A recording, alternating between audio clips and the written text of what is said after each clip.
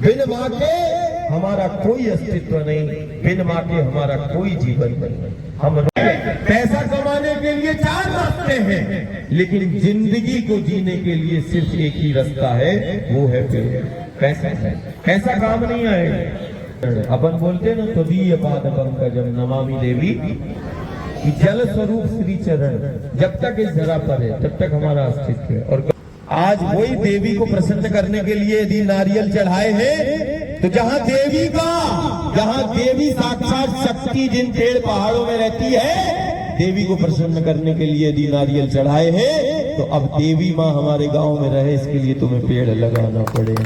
पेड़ लगाना, देवी को प्रसन्न करने के लिए नारियल चढ़ाए, देवी हमारे गांव में रहे, उसके लिए तुम पेड़ लगा लो। संत मत समझना, सत्य चल रहा है। जैसे शंकर ने, महादेव ने जटाओं में गंगा को धारण कर लिया, वैसे ये देव और शिव स्वरूप इन पेड़ पहाड़ों ने हमारी उस जीवन शक्ति को वो धारण करते हैं, जिसको हम मानते हैं। नर्मदा को माना है तो देवताओं ने धारण नहीं किया, नर्मदा को धारण करने वाला अमरकंटक है, वो पहाड़ है, विंध्याचल और सतपुड़ा है। इसने जीवन शक्ति को आपका, हम पेड़ों पत्थर में यदि हमने रामकृष्ण को देखा है, हरिहर को देखा है, देवता को देखा है, तो इन पेड़ों में भी देवता को चालू कर दो देखना, पेड़ों में देखना चालू करो। आज कोई पैसे का लालच देके यदि गांव और घर को जंगल काटने की बात कर रहा है, और यदि कोई विकास और व्यवस्था के नाम पर यदि पेड़ और जंगलों को खत्म करने की बात कर रहा है, तो वो समाज का अपराधी है। उस अपराधी से अपना संबंध नहीं रखना, ये धर्म कहता है। जो माटी से छेड़खानी करता है वो अपराध है, धर्म के विरुद्ध है। जो माँ के साथ रहता है वही तुम समझना वो धर्म है। माटी से जुड़ो, ये माटी से जो जुड़ा है वही धर्म से जुड़ा है। माटी हमारा अस्तित्व है, नर्मदा हमारा अस्तित्व है। एक एक हमारा सनातन धर्म कहता है, और हमें गर्व होना चाहिए कि हम माटी को महतारी के रूप में पूछते, माँ है। और माँ के साथ बच्चों का कैसा व्यवहार होना चाहिए डॉक्टर साहब? यदि माँ है तो माँ के साथ बच्चे का व्यवहार कैसे हो? और जो माँ ही है जो जीवन को देती है, व्यक्ति नहीं देगा। व्यक्ति हमारी सुरक्षा नहीं करेगा, ये भ्रम दूर कर दे गांव नगर कि कोई दुनिया में है जो हमारे गांव घर को सुरक्षा प्रदान कर देगा। कोई व्यक्ति सुरक्षा, आज दुनिया देख लो, गांव नगर खत्म होते चले जा रहे हैं आपदा संक्रमण में, कोई सुरक्षित नहीं। यदि सुरक्षित यदि घर परिवार को देखना है, और यदि कोई सुरक्षा हमारे घर द्वार का कोई कर सकती है, तो वो माँ है, ये माटी है, ये पेड़ पहाड़ों से सुरक्षा है। आज संक्रमण काल में धन का संग्रह करने वाला, जिसने धन कमाने के लिए सब सीमाएं लांघ दी, वो संक्रमण का शिकार हो गया धन वाला, और वन में रहने वाला वो संक्रमण का शिकार नहीं हुआ। धन का संग्रह करने वाला वो संक्रमण का शिकार हो गया, और वन में रहने वाला वो संक्रमण उसको छू भी नहीं पाया। अब देख लो, धन चाहिए कि वन चाहिए, ये हमें निश्चित करना पड़ेगा। हम उसी राम कृष्ण की आराधना करते हैं कि वन में रहकर, वो वन में रहकर साधारण सा जीवन जीता है, और वन में रह के वो आदर्श जीवन को जीकर बताता है, वो मेरा राम कहलाता है। वो पेड़ों को पहाड़ों को अपना स्वरूप बताता है, कामदगिरी से प्रार्थना करता है, तो वही श्याम जो है गोवर्धन का मान बढ़ाता है। पहाड़ों में छिपी हुई जीवन शक्ति को बता दिया, वही तो मेरा राम कृष्ण कहलाया है, वही गुरु गोविंद कहलाया है। हर युग सदी में माटी का मान बढ़ाया है, और माटी की महिमा और माटी के महत्व को बताया है। माटी हमारा अस्तित्व है, ये सारे जगत को गुरु ने बताया, गोविंद ने बताया। माटी से हमारा अस्तित्व है, माटी हमारा अस्तित्व है। रोज कहते हैं कि हर एक के अंदर एक चाह होती है डॉक्टर साहब के, सबसे बेहतर जीवन जीने की चाह, सबसे बेहतर जीवन को बनाने की चाह, सबसे बेहतर समाज में काम करने की चाह, और सबसे बेहतर अपने घर परिवार को रखने की चाह, देखने की चाह, सबके अंदर है। भैया लोग भी यहाँ पर है ना?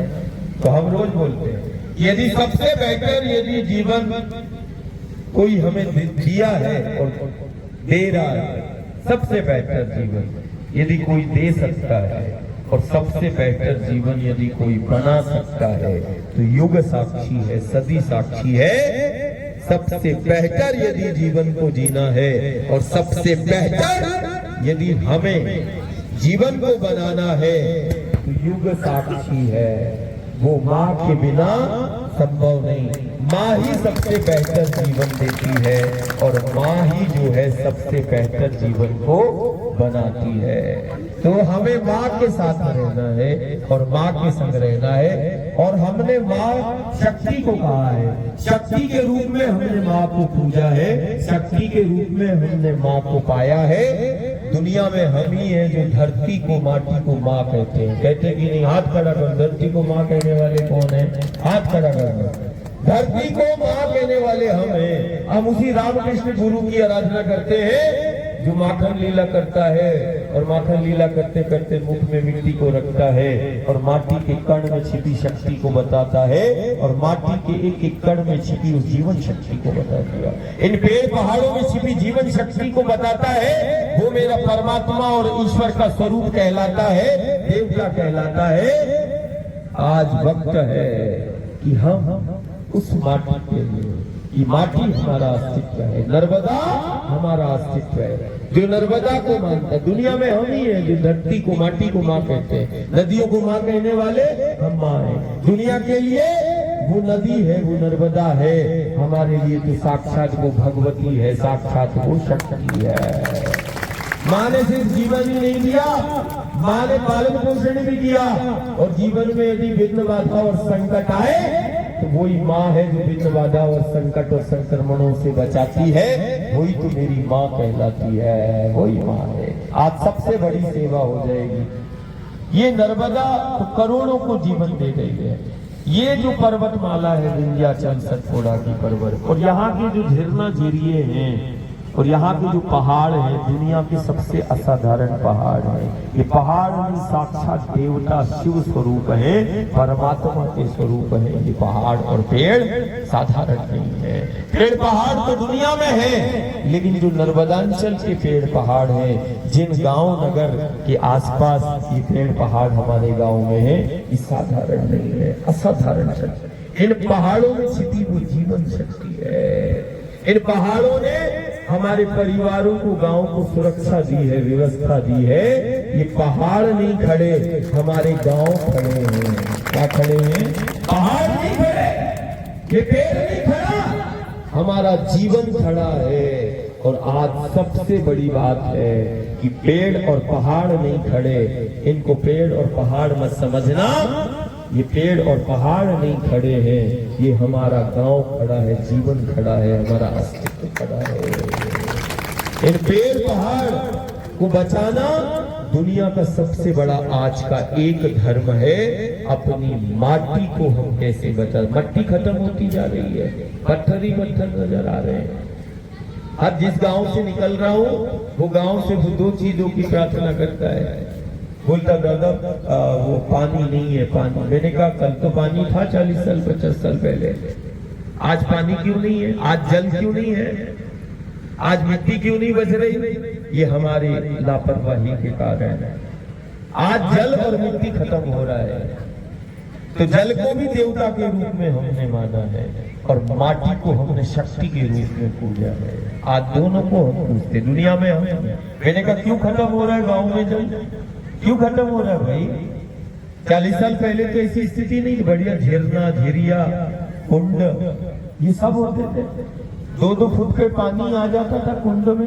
झरना झीरिया 12 मासी कलकल बहते थे और गांव नगर को जीवन देके वही नर्मदा के आंचल को विराट करते थे। आज सहायक नदियां सूखती चली जा रही है। नदियां 12 मासी थी, अब वो बरसाती हो गई। क्या क्या कर रहे हैं? जल क्यों नीचे जा रहा है? जल हमारा क्यों नीचे जा रहा है? और कल 40 साल 30 साल पहले क्या था? तुम कल्पना करना, 30-40 साल पहले हमारे जो गांव है पूरे ये जंगल हरे भरे थे, पेड़ ही पेड़ थे, पत्थर नहीं थे, पेड़ ही।